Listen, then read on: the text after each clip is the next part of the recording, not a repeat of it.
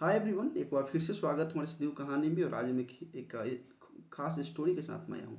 खास मैं इसलिए बोल रहा हूँ कि इस कहानी से मेरी कोई रिश्ता नहीं है, लेकिन इस जगह से मेरा ज़रूर एक रिलेशन है, जहाँ मैं काफ़ी समय में व्यतीत किया हूँ। और मेरे 10th और 12th और की पढ़ाई लगभग वहीं से पूरी हुई है।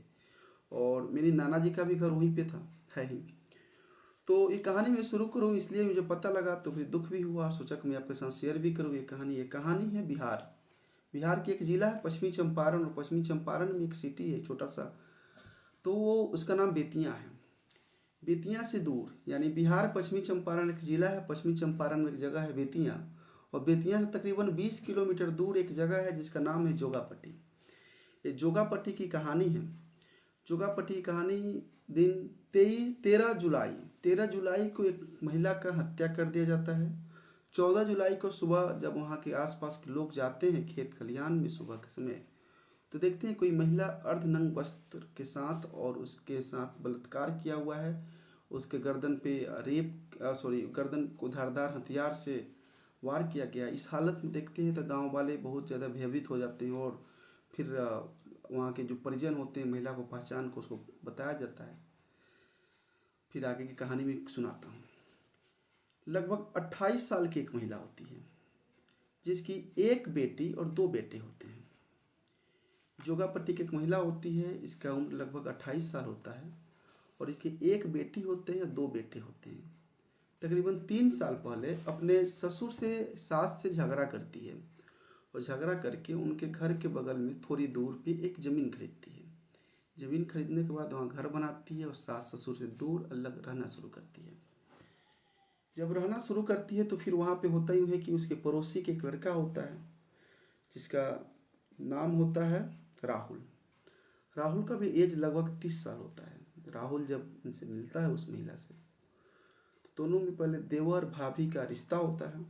रिश्ता जब बनता है तो फिर धीरे धीरे बातचीत होती है, और इतने करीब आ जाते हैं कि एक दूसरे रिलेशनशिप में हो जाते हैं, और एक दूसरे में अफेयर हो जाता है। अब ये सारी कहानी चल ही रही थी, तब तक ये राहुल जो होता है वो नरकटियागंज में एक एटीएम वैन में काम करता है। उसके साथ में उसका एक फ्रेंड होता है जिसका नाम होता है अखिलेश। अखिलेश राहुल एक अच्छे फ्रेंड होते हैं। और वो दोनों क्या करते हैं कि प्रतिदिन गाड़ी पर बैठते हैं, जो कैश वैन जो होता है, पैसा जो इस एटीएम से उस एटीएम, जब जगह जहाँ पे एटीएम में पैसा की कमी होती है वहाँ पे पहुँचाया जाता है, एटीएम में पैसे को लोड किया जाता है। तो दोनों ये दोस्त उस वैन के जरिए एटीएम मशीन में पैसे कैश लोड करते हैं। तो राहुल बताता है अपने दोस्त यानी अखिलेश को कि एक फ़ोटो दिखाता है कि देखो ये फ़ोटो, ये महिला कैसी है। तो अखिलेश बोलता है कि अरे बहुत अच्छी है। बताता है कि ये मेरे साथ इसका अफेयर है, मेरे साथ कुछ प्राइवेट वीडियो है, फ़ोटो है, मैं इससे बेहद प्यार करता हूँ। ये बातें सुनता है तो फिर अखिलेश को भी थोड़ी सी उस महिला के मतलब आकर्षित होता है। फिर अखिलेश भी उस महिला का पीछा करता है, और पीछा करते करते क्या होता है कि उसके संपर्क में आ जाता है। फिर महिला उसको कहीं कहीं बुलाती है, उससे मिलती है, उसके साथ रिलेशनशिप अफेयर तमाम हरकतें शुरू हो जाता है। इस बीच में गांव वाले भी, वहाँ के जो योगापट्टी के गांव वाले जहाँ इस महिला का घर था, देखते हैं तो बहुत बार ये दोनों को आपत्तिजनक स्थिति में देखा जाता है। दोनों को गांव वाले पीटते हैं, लेकिन दोनों अपने रवैया से हटते नहीं हैं। अब ये कहानी चल ही रहा था, यानी एक फ्रेंड यानी अखिलेश दूसरा राहुल के साथ चल रहा था। महिला का एक देवर भी होता है, जो देवर यानी महिला के सास ससुर यानी अपनी माता पिता के साथ में रहता है। गांव वाले बोलते हैं कि तुम्हारी भाभी गांव के हर एक लड़के के साथ उसका अफेयर है, किसी पे फिदा हो जाती है, किसी को जो इच्छा होता है उसके साथ कर लेता है, ऐसा क्यों, समझाओ उसको। बदनामी होती थी उसके देवर को, ये सुन के बहुत परेशान होता था। बार बार भाभी को बोलता था, लेकिन भाभी इस कान से सुनती थी, उस कान से निकलती थी, क्योंकि भाभी का वही रवैया हो गया था उसके। अब ये दोनों अफेयर हो रहा था, दोनों के साथ रातें रंगीन हो रही थी। इस महिला का दो बच्चे थे, बेटे थे, एक लड़कियां थी। इसी बीच में वहाँ पे एक लड़की आती है जिसका नाम होता है प्रीति। प्रीति भी उस महिला के करीब आती है। महिला प्रीति के हर एक बात पूछती है, तुम क्या करती हो। वो भी प्रीति पड़ोसी की रहने वाली थी। प्रीति उसको अपने करीबी इतना समझ लेती है महिला को, कि प्रीति अपने मन की हर एक बातें महिला को बताती है कि मैं भी एक लड़के से प्यार करता हूँ, मेरा भी अफेयर है, वो भी लड़का गाँव का ही है। ये बातें जब महिला सुन लेती है तो उस महिला उस प्रीति को लगती है ब्लैकमेल करने, यानी इस बात को प्रीति के अंदर डर हो गया कि महिला कहीं मेरे घर वालों से न बता दे, इसलिए महिला जो बोलती थी वो प्रीति वो काम को करती थी। ये सारी बातें हो ही रहा था, दोनों का अफेयर था। एक दिन की बात है, प्रीति महिला उस प्रीति को कॉल करती है कि प्रीति तुम मेरे घर पे आओ, ये मेरा मोबाइल लो। प्रीति वो सही आती है और आने के बाद उस घर में बोलती है महिला की मोबाइल लो, अभी एक लड़का आएगा जिसका नाम होता है अखिलेश, वो आएगा और आने के बाद मेरे साथ कुछ आपत्तिजनक मतलब वीडियो बनाना।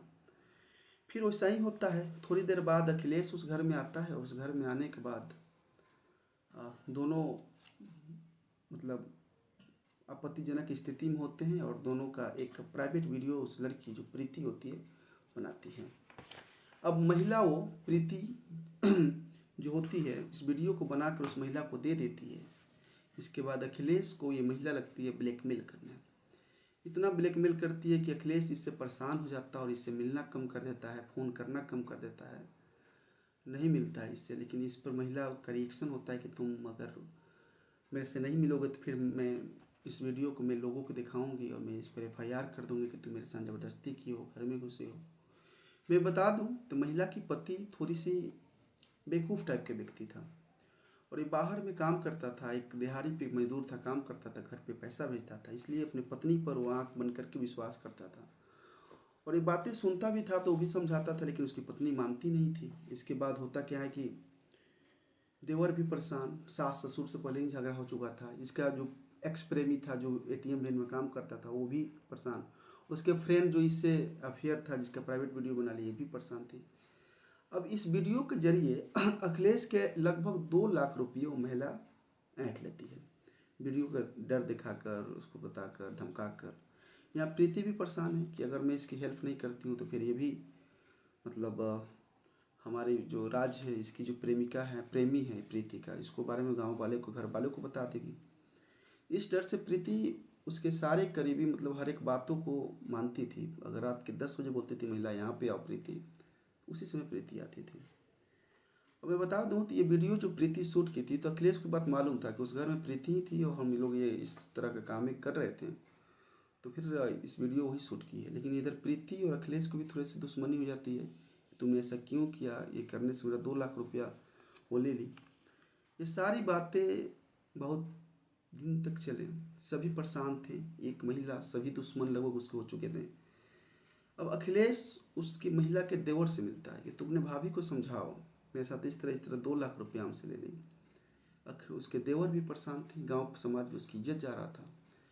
कुछ समय बाद यानी आपको मैं बता दूं तो तकरीबन 10 जुलाई के महिला के पति आते हैं उस घर पे आते हैं तो महिला से मिलते हैं। 10 जुलाई के बाद 11-12 को रात महिला का देवर मिलता है अपने भाई से और बोलता है कि भैया इस तरह की बातें हैं और इससे मैं काफ़ी मैं परेशान हूँ और जितने भी मतलब ये लोग हैं, इससे गाँव समाज में काफ़ी इज्जत का मतलब फौलादा उड़ गया है।